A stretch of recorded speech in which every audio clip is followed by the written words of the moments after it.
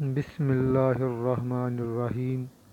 ایک رات سلطان نور الدین زنگی رحمۃ اللہ علیہ نے عشاء کی نماز پڑھی اور سو گئے کہ اچانک اٹھ بیٹھے اور نم آنکھوں سے فرمانے لگے، میرے ہوتے ہوئے میرے آقا دو عالم کو کون ستا رہا ہے؟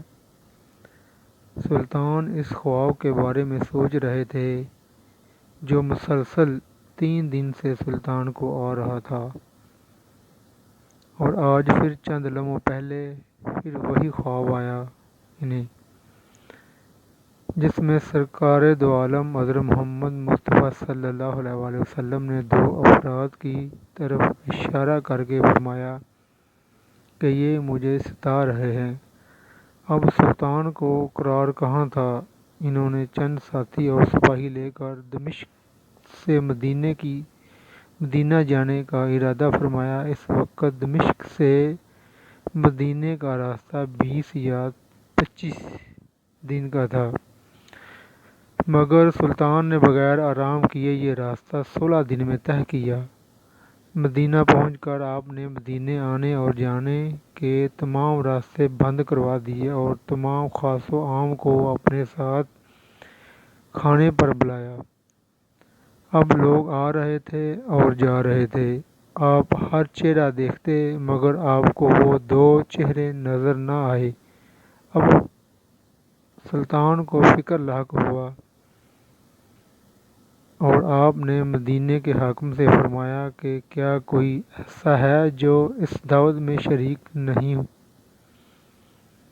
جواب ملا کہ مدینے میں رہنے والوں میں سے تو کوئی نہیں، مگر 2 مغربی زائرین ہیں جو روضہ رسول کے قریب ایک مکان میں رہتے ہیں، تمام دن عبادت کرتے ہیں اور شام کو جنت البقیع میں لوگوں کو پانی پلایا کرتے ہیں، جو عرصہ دراز سے مدینے میں مقیم ہیں۔ سلطان نے ان سے ملنے کی خواہش ظاہر کی۔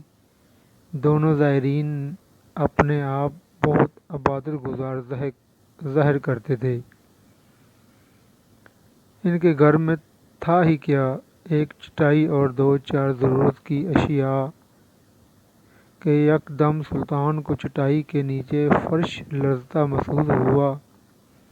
آپ نے چٹائی ہٹا کے دیکھا تو وہ ایک سرنگ تھی۔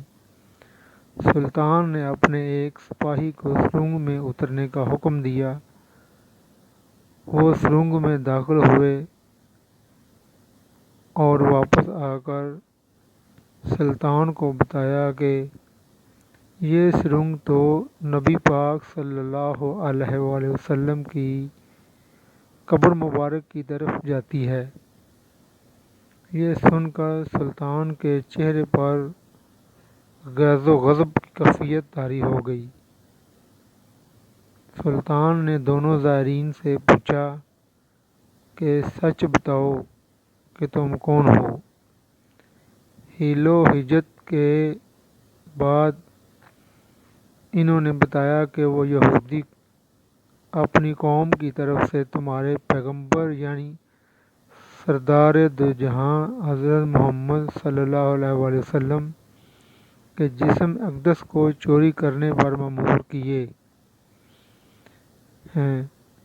سلطان یہ سن کر رونے لگے۔ اسی وقت ان دونوں کی گردنیں اڑا دی گئیں۔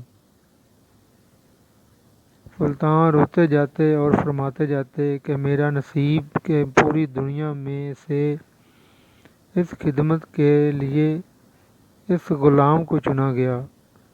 اس ناپاک سازش کے بعد ضروری تھا کہ ایسی تمام سازشوں کا ہمیشہ کے لیے خاتمہ کیا جائے۔ سلطان نے معمار بلائے اور قبر اقدس کے چاروں طرف خندق کھودنے کا حکم دے دیا، یہاں تک کہ پانی نکل آئے۔